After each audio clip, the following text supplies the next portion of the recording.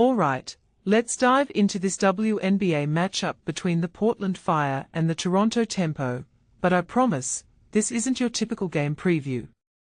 What makes this really interesting is that we are looking at two expansion teams, both struggling to find their footing in the league. Personally, I think this game is less about who's better and more about who's less injured at this point. Let's break it down. First off, the Fire are hosting, and they are favored by 2.5 points. But here's the thing, both teams are on losing streaks.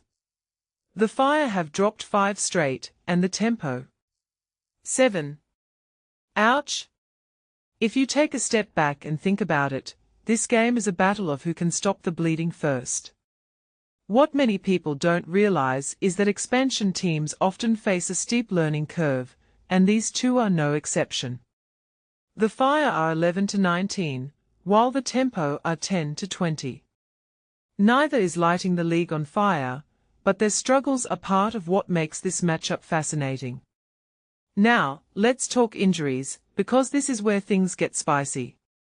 The Fire are missing Sarah Ashley Barker and Taja Oblick, both key role players. But the Tempo?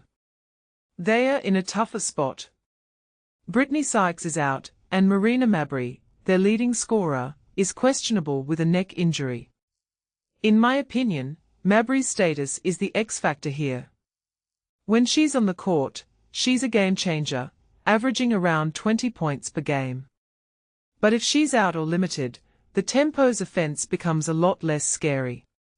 What this really suggests is that the Fire might have a slight edge, especially since they beat the Tempo pretty handily in their last matchup, 99-80. But here's where it gets tricky. The Tempo rank 8th in offensive rating, which is decent, but they are dead last in defensive rating. The Fire? They are second to last in defense. So, we are looking at two teams that can score, but struggle to stop anyone. One thing that immediately stands out is how much this game could turn into a shootout. If both teams play to their offensive strengths, we might see a high-scoring affair, which aligns with the total of 187.5 points.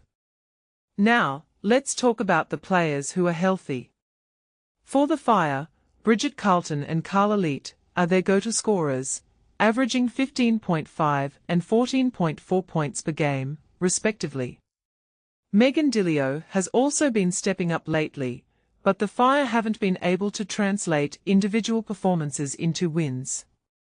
For the Tempo, if Mabrey is out, they'll be relying on Nyara Sabally, Maria Condé, and Kiki Rice to carry the load. A detail I find fascinating is how much the Tempo's success hinges on Mabrey's availability. Without her, they are a much different team. So, what's my take? Personally, I think the Fire have the edge here.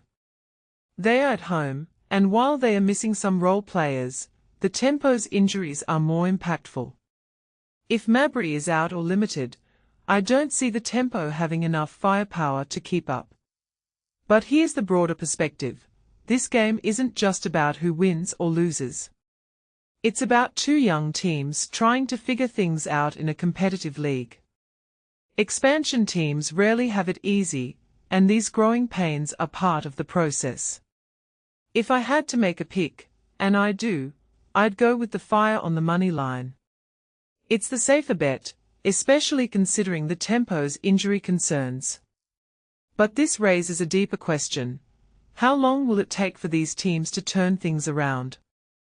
Expansion teams often need a few seasons to find their rhythm, and both the Fire and Tempo are still in that early phase. This game might not be pretty, but it's a step in their journey. So, there you have it. Fire over Tempo, but more importantly, a reminder that building a winning team takes time. What do you think? Are the Fire the safer bet, or do you see the Tempo pulling off an upset? Let me know in the comments below.